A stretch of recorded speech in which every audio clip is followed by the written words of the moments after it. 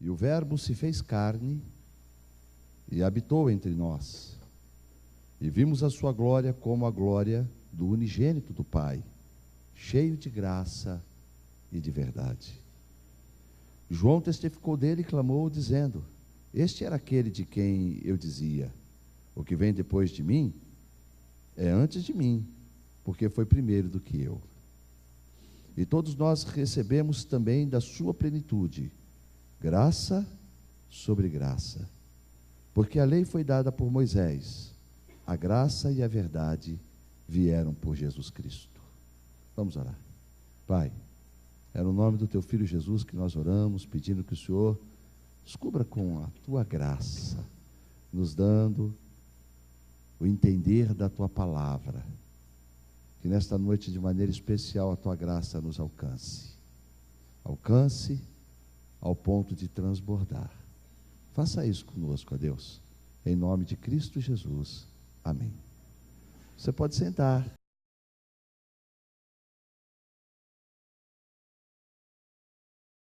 O Evangelho de João, ou o Evangelho de Jesus, escrito por João, esse texto escrito por João, ele foi escrito para dizer que Jesus era o Cristo, era o Messias.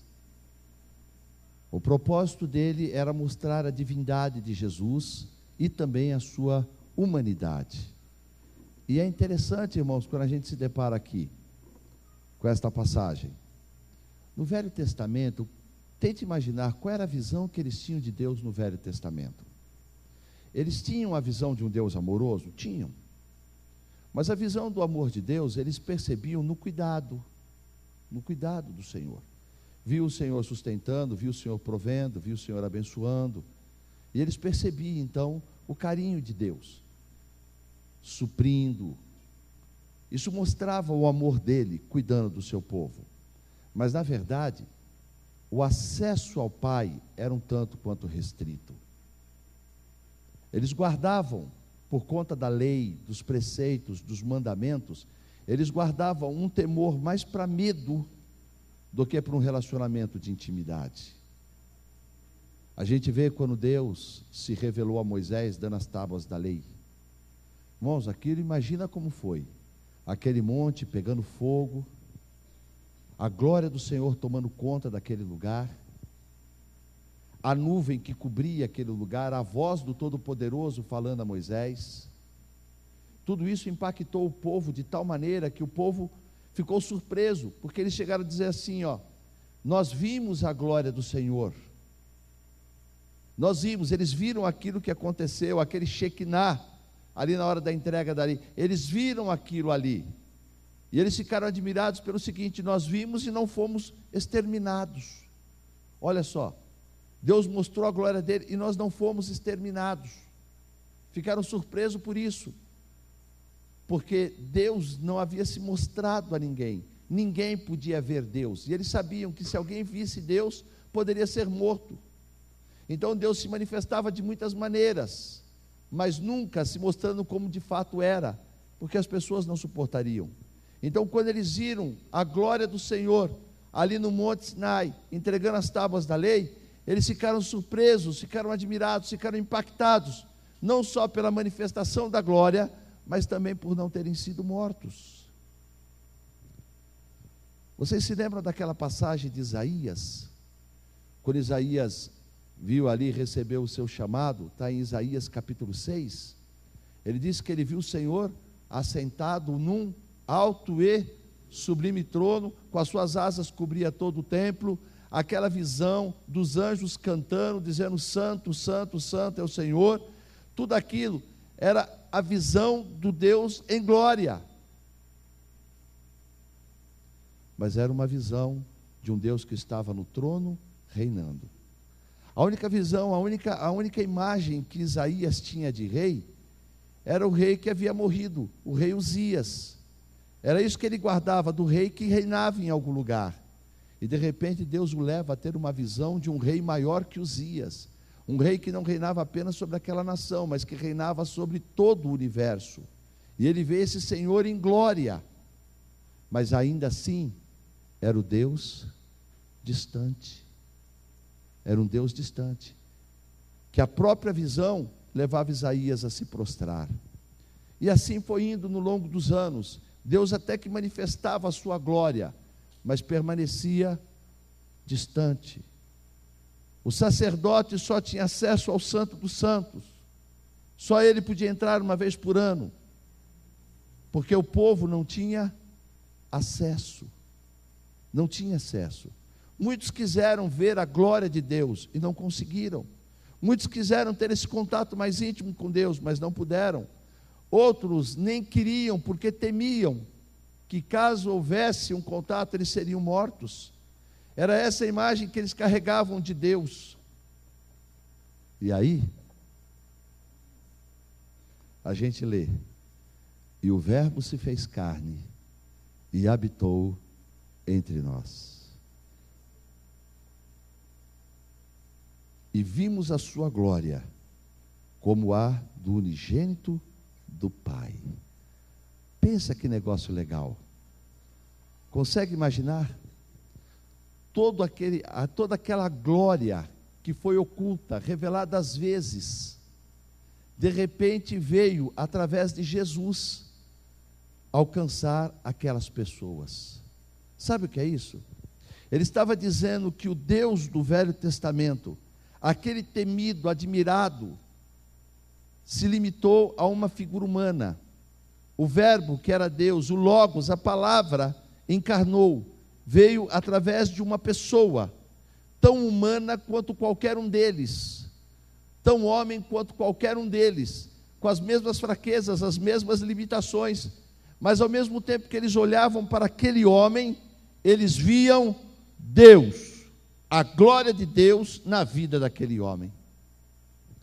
A glória fala do poder, a glória fala da posição, da exaltação. O contraste da glória é a vergonha, é a incapacidade, é a inutilidade. Mas quando Jesus veio para mostrar a glória de Deus. Sabe como é que é mais ou menos isso? Você consegue imaginar uma explosão de uma bomba atômica? Consegue imaginar? Aquele bum. Dá para imaginar, Felipe? Consegue? Bum. Deu para imaginar aí? Deu? Bum. Faz assim, ó. Faz o contrário. Agora que você imaginou a explosão da bomba atômica, faz o contrário. Pega essa explosão. Imagina que você fosse capaz de pegar essa explosão da bomba atômica com as suas mãos e fosse comprimindo todo aquele poder e colocasse num frasquinho, num copo assim, ó. Tampa. Como é que você olha para isso? Imagine você segurando uma dinamite, uma granada. Consegue imaginar? Você sabe o poder que tem, a capacidade que tem, mas apesar de toda aquela capacidade, está limitada àquele recipiente pequenininho.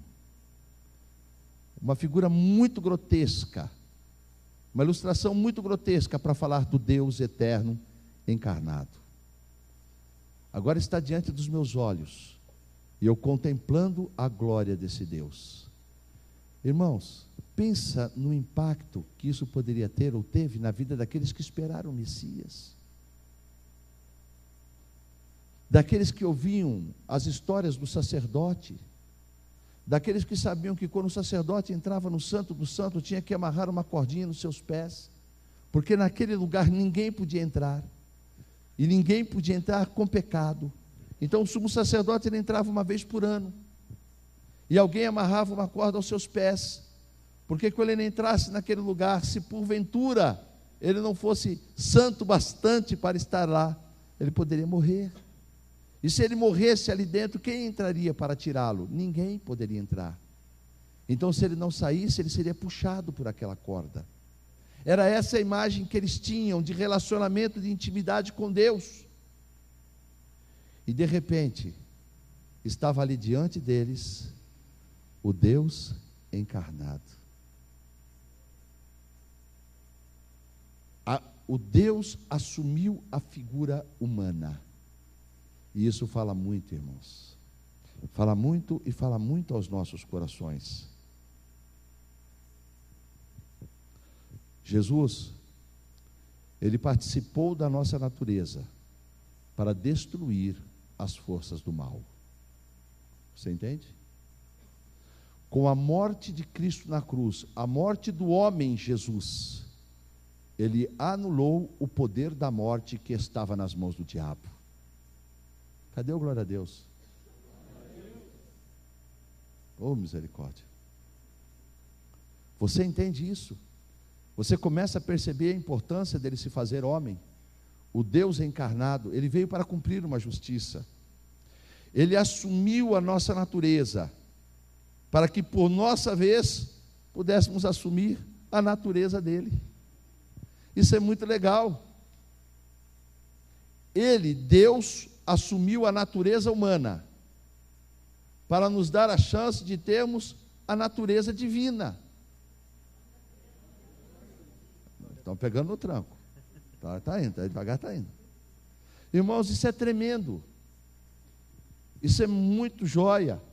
Você pensar que o que ele fez para nos dar a oportunidade de alcançarmos alguma coisa. O que seria impossível para nós naturalmente, se tornou possível porque o Deus eterno se fez carne e habitou entre nós. Ele participou da nossa miséria, para que nós pudéssemos participar da sua plenitude, da sua glória. Você entende isso que ele tem preparado para nós? Ele experimentou as nossas fraquezas, para que pudéssemos participar da sua vida eterna. Pensa nisso. Ao assumir um corpo humano, ele se sujeitou aos limites deste corpo humano. Ele se sujeitou ao cansaço, ele se sujeitou à sede, à fome, ele se sujeitou ao envelhecimento, ele se sujeitou à própria morte.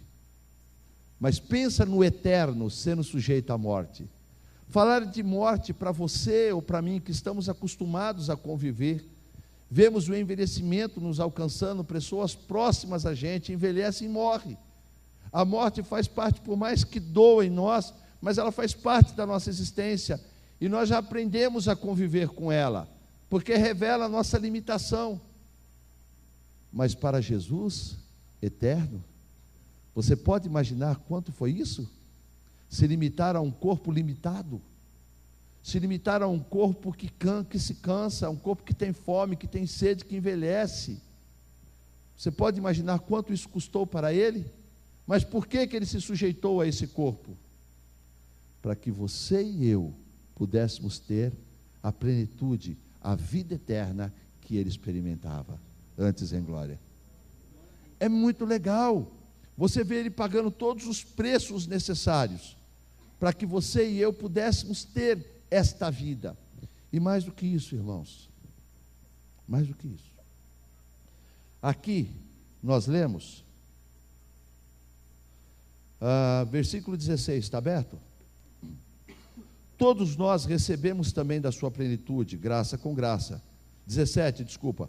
Porque a lei foi dada por Moisés, a graça e a verdade vieram por Jesus Cristo. E é interessante você pensar nisso. A lei que foi dada e que veio através de Moisés, os mandamentos que vieram, eles eram perfeitos. E eles vieram para dar uma conduta ao homem, para dar um padrão de santidade, para dar um padrão do reino para nós, para o povo de Deus. Só tinha um problema nessa história. Qual era? A carne. A minha carne, a sua carne. Por isso que Paulo fala ali aos Romanos capítulo 8, aquilo que era impossível à lei, visto que estava enferma por causa da carne. Não adianta nada, irmãos. Para que serve um farol vermelho para um carro que está sem freio? Adianta? Não adianta. Assim a lei tinha esse poder sobre nós, de não consertar a vida, mas apontar os erros. A lei mostrava o padrão de santidade que Deus esperava da gente, mas nós não conseguimos vencê-la, porque a carne é fraca. E é nesse sentido que Paulo grita: miserável homem que sou, quem me livrará do corpo desta morte? porque o bem que eu quero fazer eu não faço, mas o mal eu vivo fazendo. Quantas vezes você tentou se aproximar de Deus para ter uma vida melhor? Quantas vezes você foi desafiado pela palavra para ser mais santo do que é, para ser melhor do que é? Quantas vezes você, marido, foi desafiado por Deus para ser um homem melhor, um marido melhor, um pai melhor? Quantas vezes você desejou ser isso? Você não conseguia. Não conseguia. Há uma limitação, essa limitação está presa à carne. E a Bíblia diz que Jesus, ele veio em carne para vencer o pecado. E aquelas pessoas que olharam para Jesus e viram nele a santidade, puderam dizer assim: olha, se ele consegue isso em carne, eu também consigo. Você entende isso? Não era só a cobrança, não era só um modelo, mas ele veio para nos dizer: é possível vencer a carne, é possível ser melhor do que é. Vira para essa pessoa bonita que está do teu lado aí e diga assim: ei, você sabia que você consegue ser ainda melhor?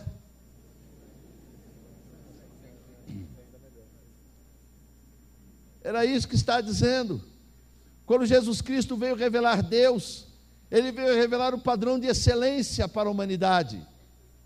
Ele veio revelar o padrão do reino. Ele veio dar uma amostra do que ele espera de você e de mim. Mas ele veio em carne para dizer: se eu consigo, você também consegue. O diabo plantou nas nossas mentes a ideia da incapacidade. É claro que nós somos incapazes. É claro que nós não conseguimos. É claro que a carne é fraca. Mas para isso ele deu o Espírito dele sobre você e sobre mim. Para isso ele nos ungiu. Para isso ele nos selou. Para isso ele fez do nosso corpo a morada do seu Espírito, para nos capacitar a esta vida. Então você e eu não temos o direito mais de dizer: eu não consigo, eu não posso. Quando ele veio para ser um modelo, quando ele veio para ser um referencial, é porque ele crê que você é capaz. Ele crê que você, mãe, pode ser uma mãe melhor. Ele crê que você, filho, pode ser um filho melhor. Ele crê que você, servo, pode ser um servo melhor. Ele sabe que em todas as áreas da nossa vida nós podemos melhorar. Nós podemos melhorar e aumentar o nosso nível. Nós podemos chegar, sim, ao plano perfeito, porque ele venceu tudo que precisava ser vencido, para que você não vivesse a vida de derrota. A culpa, o peso, a condenação, a imposição, toda a maldição que estava sobre você, aquele que se fez carne, levou sobre si na cruz do Calvário. Aquilo que te mantinha preso, aquilo que te limitava, aquilo que te tornava incapaz, foi pago por ele na cruz, e ele rasgou o escrito de dívida que era contra nós, que constava de ordenança, para dizer: você é capaz.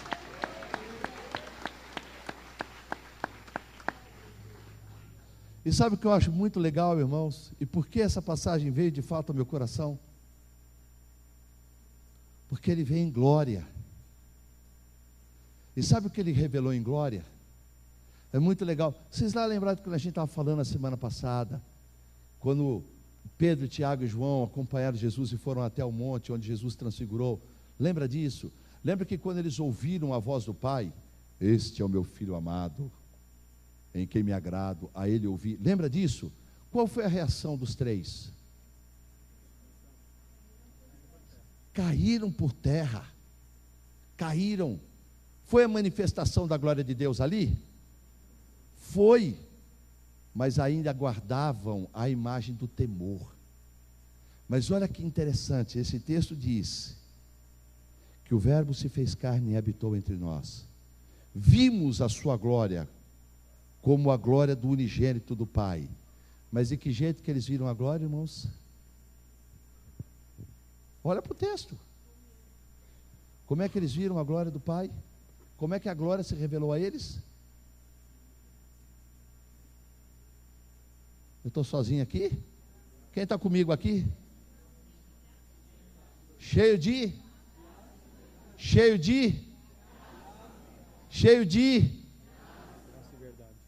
Só graça? E verdade. Ah, irmão, graça dá medo? Olha que legal. Aqueles que conheceram a graça e que viram a graça em Cristo, não se ajoelharam por medo, mas se ajoelharam para adorá-lo. Porque a graça, ela não veio para cobrar, a graça veio para abraçar. A graça não veio para discriminar as pessoas, a graça veio para acolher as pessoas. Era isso que eles viram em Cristo. Quando eles viram a graça, eles não viram o peso da condenação, mas eles viram a manifestação do amor que os atraía. E foi a manifestação desse amor atraindo que levou as pessoas a colocarem seus joelhos no chão, não pelo medo, não pelo pavor, mas pela gratidão por ser amado por Cristo Jesus. É isso que a graça faz. A graça é aquele favor que nós não merecemos. E quando eles viram Cristo, quando eles pensaram no que Ele abriu mão, ao ponto de se fazer homem, quando eles viram Cristo passando por aquele momento, por aquela situação, como homem, eles viram a graça, porque eles entenderam que aquilo tinha um propósito. Eu já contei para vocês aqui, mas quem sabe pode edificar alguém que ainda não ouviu. Há muitos anos atrás, a nossa igreja, ela ficava num salão que era abaixo do nível da rua, abaixo, e em cima havia algumas propriedades, alguns comércios, e o sistema de esgoto de todo o prédio, das casas, do comércio, de cima, passava tudo pela igreja lá embaixo, e aconteceu de entupir o encanamento entupiu do esgoto. Aí peguei um irmão da igreja, falou, vamos desentupir? Vamos. Alguém nos contou e nos falou que se nós pegássemos um extintor de incêndio grande e colocássemos no cano que estava entupido e apertássemos o extintor, a pressão do extintor levaria a sujeira embora e desentupiria. Era para ser um serviço fácil. Eu só não sabia que antes, ou não tinha me dado conta, que antes naquele lugar funcionava uma fábrica de óculos. Eles fabricavam armações de óculos. E eles usavam muita cola, muita resina, e o resíduo desse material. E foi isso que entupiu o encanamento. Haviam vários metros de um produto sólido, imagina o pó com a resina. Isso que entupiu o cano. Chego eu e o irmão, bem dispostos, preparamos tudo. Estou falando de um cano de esgoto. Você sabe o que passa num cano de esgoto? Eu não preciso falar que é xixi e cocô, né? Vocês entenderam. No cano de esgoto, tudo ali. Preparamos tudo o negócio, coloquei ali o pano, calcei direitinho. Vai lá, falei para ele, afasta um pouquinho, deixa eu ir lá. Peguei e fiz. A hora que eu fiz, aquela pressão saiu com tudo. E do jeito que saiu, voltou. Toda aquela sujeira, ao invés de levar embora, trouxe para fora, para cima de mim. E eu dei um pulo, a hora que eu vi aquele negócio assustado, eu peguei e pulei, aquele negócio me cobriu todo assim, aquela sujeira, me cobriu todo. Eu dei um pulo para trás, e para acabar comigo, a hora que eu olho do lado, estava descendo a gerente de uma ótica, a moça, descendo, e ela tomou aquele susto com a cena. Então você imagine a minha vergonha, coberto de sujeira, na frente da moça que desce, que estava vindo falar comigo. Eu não sabia onde eu enfiava a cara. Me desculpei ali com ela, todo constrangido, corri, fui me lavar, aquela coisa toda. Isso foi no meio da semana. Mas Deus, Ele é tremendo. E às vezes, quando Ele quer salvar alguém, Ele usa até um cocôzinho. A verdade é essa. Você dá risada, não foi em você, né? Para a glória do Pai. Isso aconteceu no meio da semana.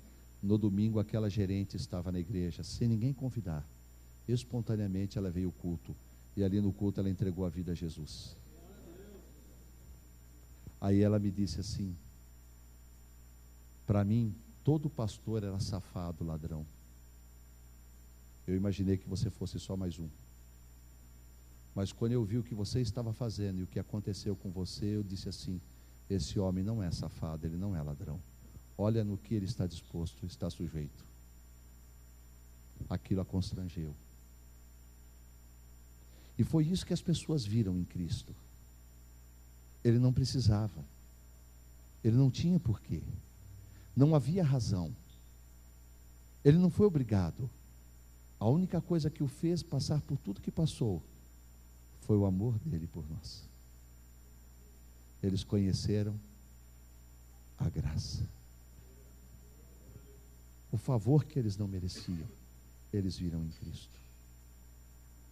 E ainda João explica que nós, ao recebermos Jesus como Salvador, nós recebemos da sua plenitude. Aquele verbo que se fez carne, agora glorificado, passou a morar em nós.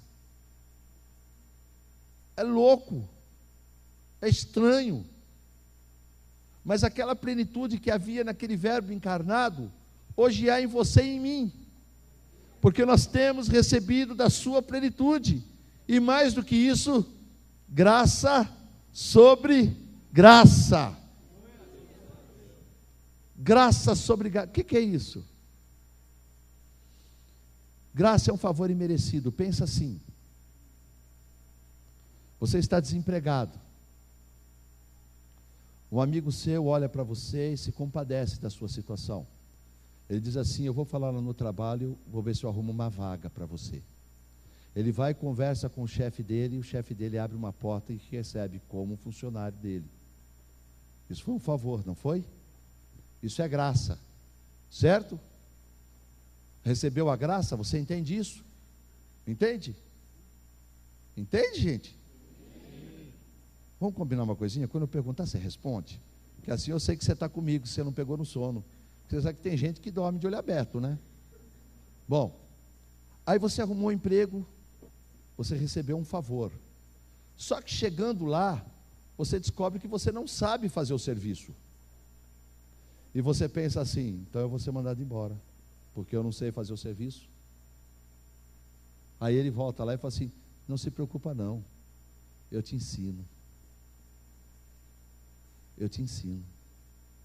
Isso é outro favor. É graça sobre graça. Aí você olha assim e diz assim: puxa vida, mas eu não tenho nem dinheiro para ir trabalhar. Aí ele fala: não se preocupe, eu pego você, eu levo para o trabalho. É graça sobre graça. E aí vai aumentando a graça, vai aumentando a graça, vai aumentando a graça. E a Bíblia diz que onde abundou o pecado, onde abundou o pecado, superabundou a graça. porque é graça sobre graça. Você percebe?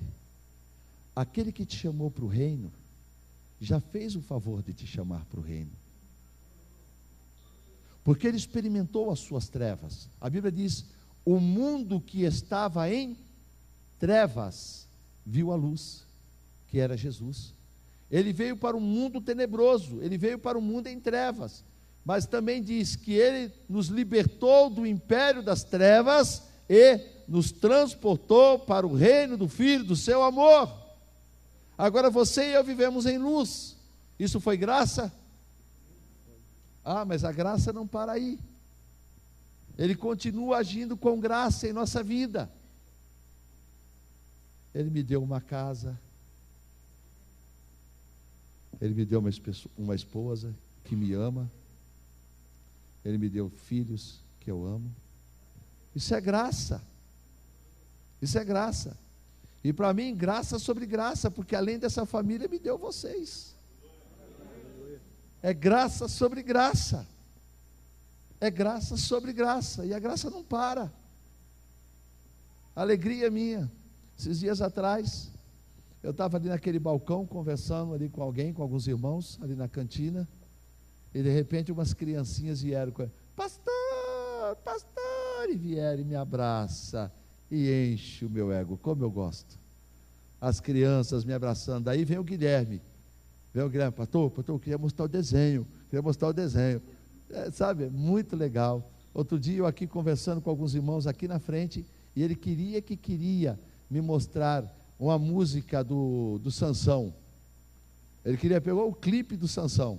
Eu tive que interromper a conversa para ouvir o clipe do Sansão que ele tinha para me mostrar. E o clipe é demorado. Eu fiquei lá, mas muito gostoso ver a alegria dele me mostrar. Isso é graça de Deus sobre a minha vida. Outro dia eu estava aqui assim de pé conversando com alguns irmãos. Aí o Gabriel, o sobrinho da Luana, ele parou do lado assim numa jaqueta. Ele parou com a jaqueta assim do meu lado assim, né? E ficava subindo e descendo o zíper da jaqueta. Olhando assim para mim, pequeno, olhando para mim. E eu conversando aqui, ele aqui assim. Eu olhava por causa do barulho, né?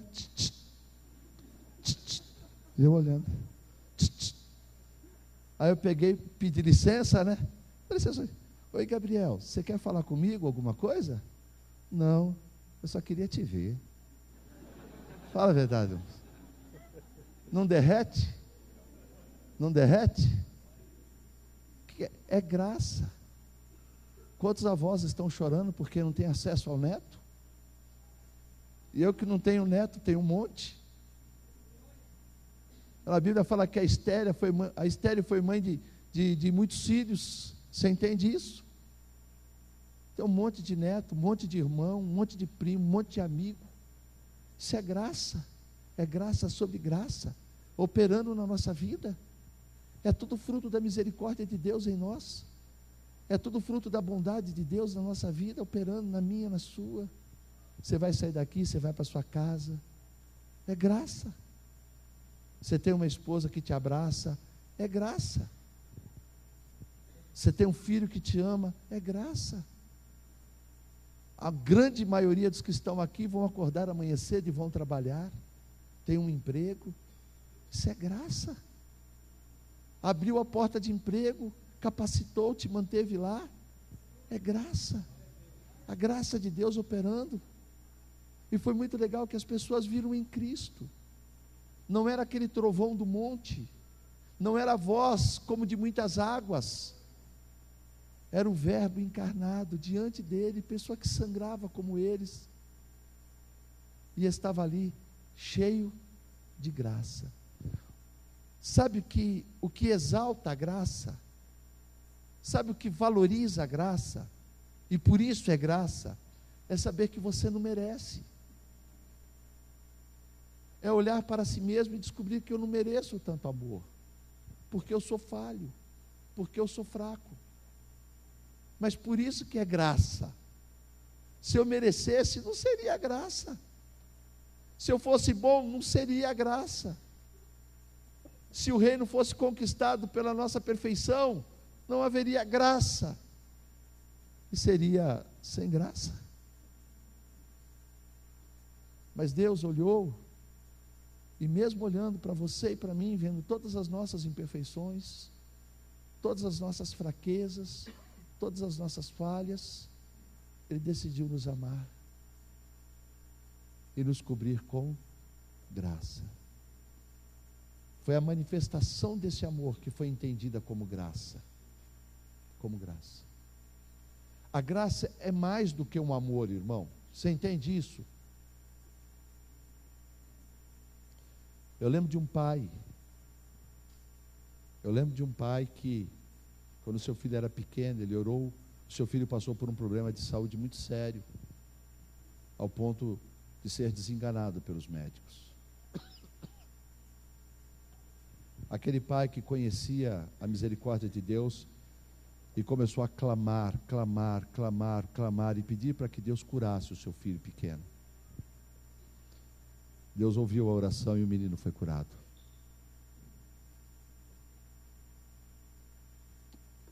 Os anos se passaram. Aquele menino chegou na adolescência. E aquele menino se tornou alguém terrível. Terrível. Trazendo muita tristeza e muita dor aos seus pais. Esse é um pastor. Esse homem era um pastor. deu muito trabalho na adolescência, extremamente rebelde, trazendo tristeza aos seus pais. Quando chegou um pouquinho mais velho, já na juventude, se envolveu com drogas, não apenas consumindo, mas comprando e vendendo. Esse moço um dia se envolveu numa situação, na troca de drogas ou venda de drogas. Quando a polícia chegou, pegou toda a droga e todo o dinheiro. Parece que ele conseguiu escapar, mas pegou toda a droga e todo o dinheiro deles. E as gangues que haviam perdido tanto o dinheiro quanto a droga, entenderam que aquele menino havia armado aquela situação para se beneficiar. Um carro de bandidos foi na porta da casa do pai, que já tinha outros filhos. Um bandido desceu, bateu na porta e disse: nós somos aqueles que perderam alguma coisa, e nós queremos o teu filho. Você não vai chamar a polícia, nós vamos ficar ali na porta esperando ele. Você não vai chamar a polícia. Quando nós pegarmos o seu filho, nós vamos matá-lo. Imagine um pai ouvindo isso. Quando nós pegarmos o seu filho, nós vamos matá-lo. E você não vai fazer nada, porque se você fizer, nós vamos matar você, a sua mulher e os outros filhos. E aquele homem que já estava cansado, ele amava o filho, mas ele estava cansado de toda aquela situação. De uma certa forma, ele decidiu proteger a esposa e os demais. Entregou os filhos, o filho rebelde aos cuidados de Deus, para que Deus o guardasse. Era tudo que ele podia fazer. E aquele moço foi morto. Eu me lembro de um primo que eu tinha. Eu nunca o vi pessoalmente, eu sabia da existência desse primo, mas eu nunca o conheci. Esse primo, ele era procurado por ter matado várias pessoas. Ele era assaltante de bancos. Ele era procurado, comerciantes haviam colocado a cabeça dele a prêmio, de tão bandido que ele era. Tinha feito mal a muita gente, destruído muitas famílias. E eu me lembro que quando ele morreu, ele foi encontrado morto na porta de sua casa com uma paulada na cabeça. Ninguém sabe como isso aconteceu, mas assim ele foi morto. E foi muito interessante, porque ele morreu numa miséria terrível. A esposa dele foi para o velório, acabamos de conhecê-lo. E eu me lembro, irmãos, como se fosse hoje. Aquilo trouxe uma dor muito grande, porque a esposa daquele meu primo, ela estava com um vestidinho surrado, muito velho, bem surrado, e com uma sandália, um chinelo de dedos, tipo havaiana. Só que, assim, embaixo da sola do chinelo, já estava tão gasto, que já estava pegando uma parte do pé, já não cobria todo o pé, de tão velho e usado. Um homem que roubou, não sei, milhões talvez, não deixou um chinelo para a esposa. E o que me chamava a atenção é que estava o corpo dele ali naquela urna, naquele caixão, e a minha tia, a mãe dele, inconformada, ela abraçava aquele caixão. E ela chorava. Por que fizeram isso com você, meu filho? Por que fizeram isso com você, meu filho? Por que fizeram isso com você, meu filho? A gente entende porque é o amor de mãe. Mas provavelmente alguns que ouviam essa expressão dela passaram a vontade de encostar nela e dizer assim: porque teu filho não prestava, porque o teu filho matou muita gente. Porque fazer isso com o teu filho foi um favor a muitas famílias, porque se continuasse, faria mal. Mas era mãe ama, pai ama, é o filho. A graça, irmãos, é maior do que esse amor. É uma manifestação desse amor, que olha para aquele que não merece, e ainda assim dá. A graça é um amor em ação. A graça é esse favor, nós não merecemos, mas Deus nos dá. Isso nos faz a gente pensar, irmãos. É muito interessante. Se eu recebi essa graça de Deus, E se eu de fato entendo que esse amor me alcançou como graça, então é com graça que eu devo olhar para as pessoas. Você entende? Percebe que a compreensão desta graça, quando a gente entende a graça, essa graça nos muda e muda o jeito de tratarmos os outros. Queria chamar a sua atenção que eles viram em Cristo a graça e a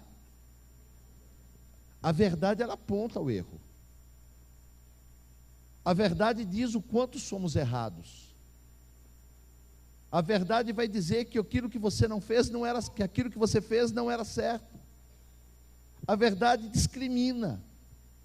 A verdade vai dizer: você serve, você não. Mas eu quero chamar a sua atenção para a ordem.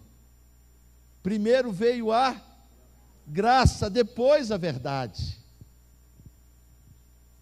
Algumas pessoas vêm a Cristo, conhecem Jesus, mas não conheceram a graça. Parece que fazem parte do reino como se estivessem fazendo um favor. Vem à igreja como se estivesse fazendo um favor. Se relaciona com as pessoas como se estivesse fazendo um favor. Não é assim, irmãos. As pessoas precisam ver mais graça em nós. Você entende isso? As pessoas precisam receber mais abraços da gente. Não dedo no rosto. Olha o que você fez. Olha o que você fez. Olha o que você fez. Olha o que você fez. Isso é a verdade. Talvez chegue um momento que você tenha que apontar e dizer: ô Marcelo, você fez. Mas se não houver graça, é só juízo. Não tem sentido. A gente precisa compreender essa graça para poder se aproximar das pessoas de uma forma mais gentil, de uma forma mais carinhosa, de uma forma mais tolerante. Se nós entendermos a graça que nos alcançou, se nós entendermos que nós recebemos da sua plenitude graça sobre graça, essa graça ela vai transbordar e vai alcançar os outros. Você está entendendo?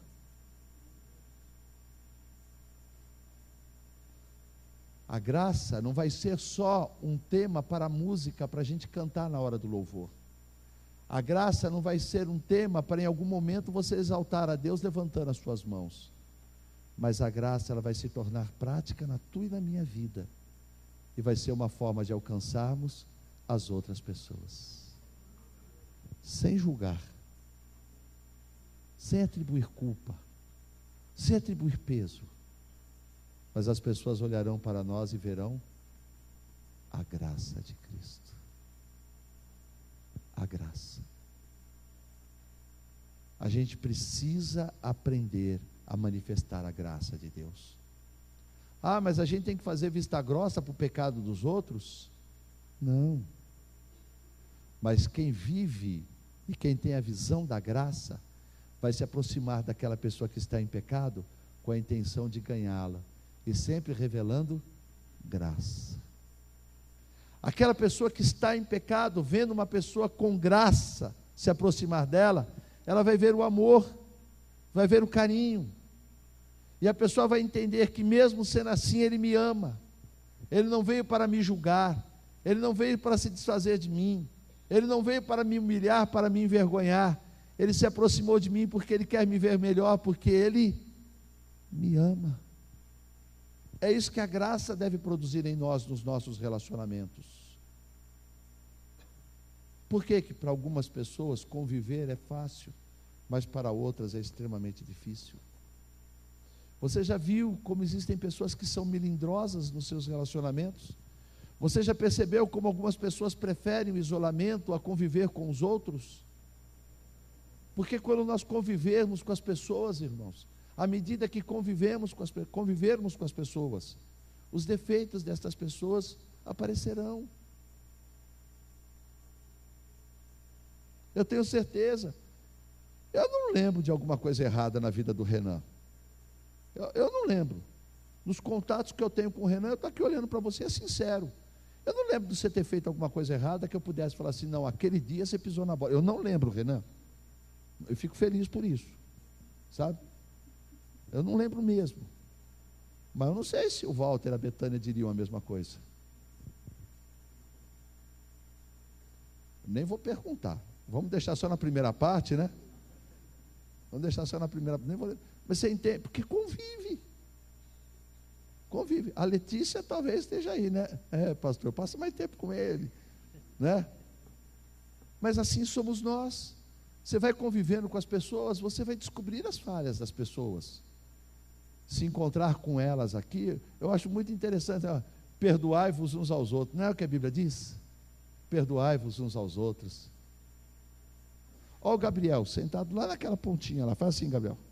Olha lá, ó, o último da fileira. Olha o Marquinhos, o último da fileira lá. Faz assim. Talvez eles nem se cumprimentem aqui na igreja hoje. Já se cumprimentaram? Não. Talvez nem se cumprimente. Tanta gente, você vai parar com os teus amigos, vai conversar com eles, o Marquinhos vai conversar com eles. Talvez nem se cumprimente. Vão se ofender quando desse jeito? Perdão para quê? Faz sentido isso? Agora convive. Convive. Leva o Gabriel para casa, passar um mês com você. Se a Vânia deixar. Né? Leva. Eu tenho certeza, por mais joia que seja. Por mais joia que seja. Você se importa em pegar a cueca ali, rapaz? No chão não, rapaz. Joga no cesto. Não vai ser assim? Vai ter essas coisas. Não é? Ouviu? Dá para levantar a tampa? Não? Vai aparecer essas coisas. Convive com as pessoas para você ver o que acontece. E aí, se você tem a visão da graça que te alcançou, se você entende que a revelação de Cristo em sua vida foi para te trazer graça, e essa graça de fato alcançou o seu coração, ela vai transbordar e vai levar você a agir com graça sobre a vida dos outros.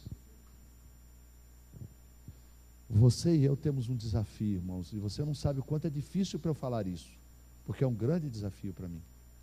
As pessoas têm que olhar para a gente e dizer assim, olha, mas esse cara é legal, hein? É verdade. Sabe? As pessoas têm que dizer assim, o Rafael é um cara legal. O Rogério é um cara gente boa toda a vida. O Rogério é muito joia. Sabe? As pessoas têm que dizer isso da gente. Não pode ter aquele negócio assim, o Rafael, quem? O Rafael qual? Aquele que toca, o que toca? Então, você conhece o João? Sabe? Não pode ter isso. As pessoas têm que olhar para nós e ver, tem que ver o quê? Graça. Deixa o juízo para Deus, deixa a crítica para Deus, deixa. Se você vê, vai lá, Cris, se você vê o seu irmão numa situação ruim, agindo de uma forma errada, se aproxime dele, se aproxime, vá até ele, mas vá com graça. Você entendeu? Você entendeu? Você entendeu? Eu digo, eu entendi. Percebe que bacana? Percebe como a visão da graça pode melhorar os nossos relacionamentos? Percebe? Vai mudar o nosso jeito de falar, vai mudar o nosso jeito de agir. Sabe o que a graça vai fazer em nós? Nossa, eu olhei o Levi, eu achei o Levi abatido, estou achando o Levi um pouco triste.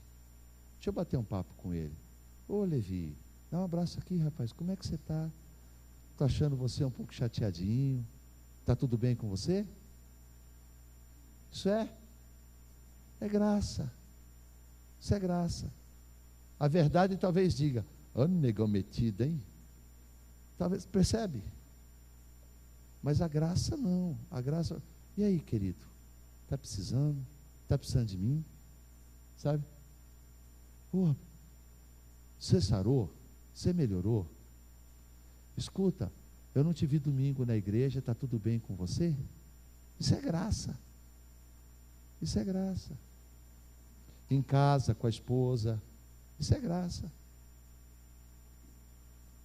Na hora do almoço hoje, eu estava lá almoçando, elogiei ela assim, que a Lúcia fez. Falei, nossa, estava uma delícia. Muito boa. Isso é graça, não é?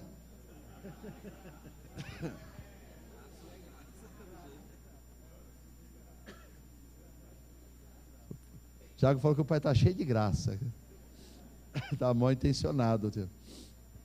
Sabe? Cheguei para ela e falei assim, nossa, aquela sua palavra hoje na ceia, quando você pegou o microfone na hora do louvor, foi muito joia. Ela, você está gozando? Não, estou falando sério, foi joia. Quando? Hoje de manhã, no culto. Quando? No culto hoje cedo. Quando? Aquela hora que você ministrou, que você falou lá. Quando? Hoje no culto, hoje de manhã, aquela hora lá. Sabe? Graça. Né? O pai lidando com o filho, gastando um tempinho com ele, pegando na mão, saindo. É graça. A esposa preparando um prato de comida para o marido, separando a mistura para ele, dizendo para o filho, não filho, deixa esse bife maior para o papai, deixa esse bife maior para o papai, ele merece, é graça, é graça. Hã? O Luizão gostou? Normal ou gostou? Já é normal na sua casa? Aí, ó, isso é graça.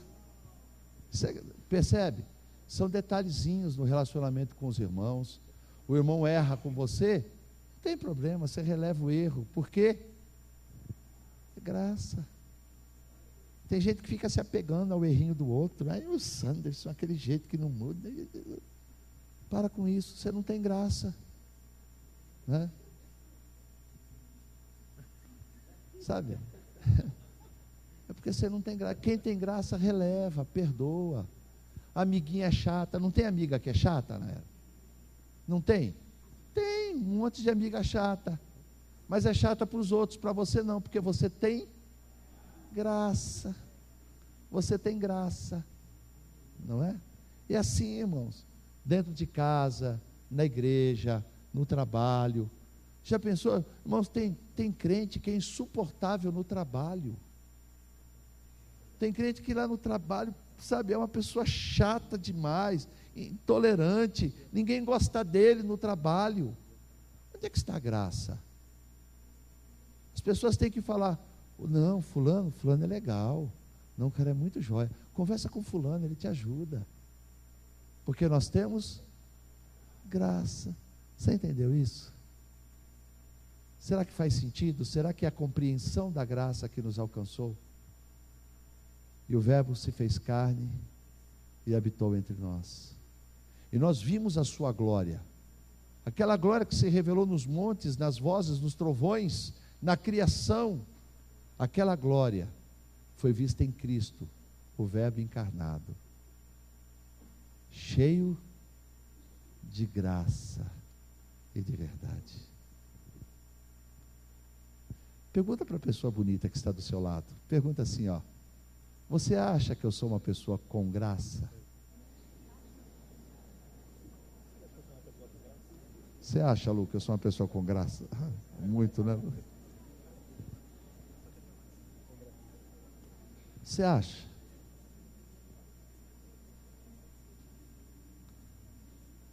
Não é para sair e ficar fazendo piada, né?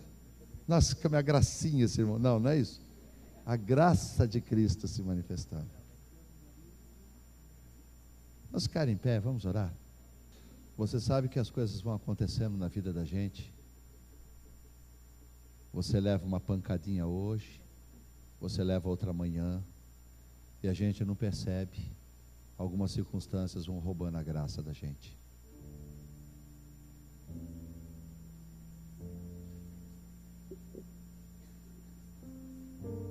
É uma decepção, é um problema em casa, é um desemprego, uma situação financeira, é uma discussão dentro da igreja, As coisas vêm acontecendo e a gente não percebe, vai roubando a graça da gente.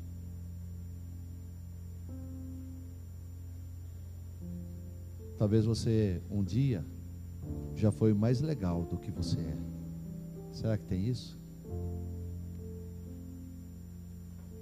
Talvez um dia as suas palavras elas eram mais amorosas. Eu acho que você, quem sabe um dia, pode ter sido mais paciente com os outros, mais amável, mais gentil, mais prestativo. Aí você se decepciona aqui, se decepciona lá e não percebe, vai se tornando uma pessoa amarga.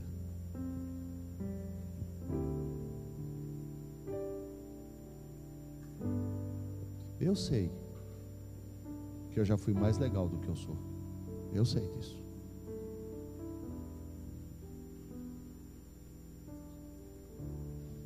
Vira e mexe, às vezes eu olho para mim, para algumas coisas que eu faço, que eu digo, a maneira como eu trato alguns irmãos em Cristo, a maneira como eu trato minha própria família. Eu sei que eu já fui mais legal que isso.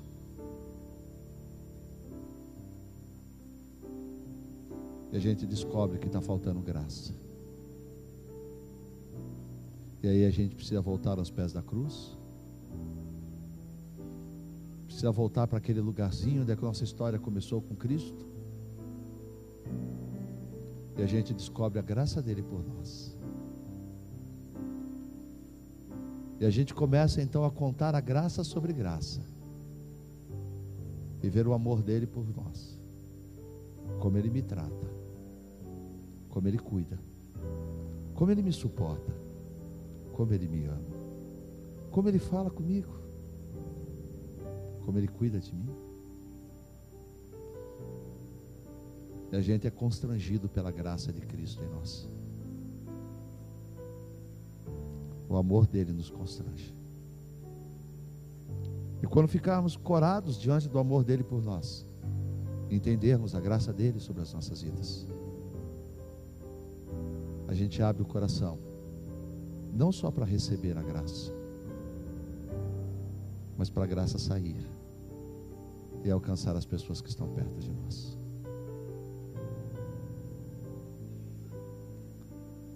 Graça sobre graça. Eu queria fazer uma oração com você agora. Será que nós conseguimos ser mais legais do que temos sido? Será que você consegue ainda ser mais legal do que é? Será que você consegue abraçar o teu marido, a tua esposa com mais carinho ainda? Será que você consegue abraçar os seus filhos com mais carinho, ao ponto de que eles vejam a graça em você? Será que você consegue olhar para algum irmão que você está meio assim com ele, eu venho arrastando alguma situação há um tempo? Será que você consegue também rasgar o seu coração e dar um abraço gostoso ao ponto dele ver a graça em você?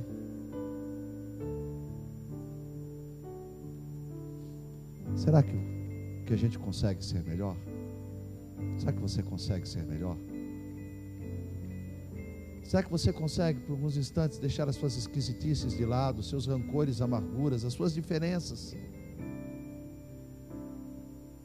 e ser tocado pela graça de Deus? Abrir o seu coração e reconhecer que você não merecia, que você não tinha direito, que você não é nada melhor do que o seu irmão aos olhos de Deus, e ainda assim Ele te amou, ainda assim Ele te acolheu, ainda assim Ele veio por você. Será que você ainda é capaz de se constranger diante do amor de Cristo por você? Será que o amor de Deus ainda toca o teu coração? Talvez você esteja vivendo um tempo de tanta dureza, tanta crítica, tanto problema, tanta dor, que o teu coração tem embrutecido, endurecido, que nem o amor de Deus te alcança mais. Mas será que hoje você abre o teu coração para o Espírito de Deus tratar? Eis que estou à porta e bato. Eu tenho certeza que se teu coração é assim, Ele está batendo no teu coração. Quem sabe, você que esteja alimentando uma amargura, você que não consegue perdoar aquela pessoa, será que há lugar para a graça de Cristo na tua vida? Será que você pode hoje abrir o teu coração e receber toda a graça que você não merece, mas que Ele está disposto a te dar a si mesmo? E essa graça que você recebe, alcançar alguém?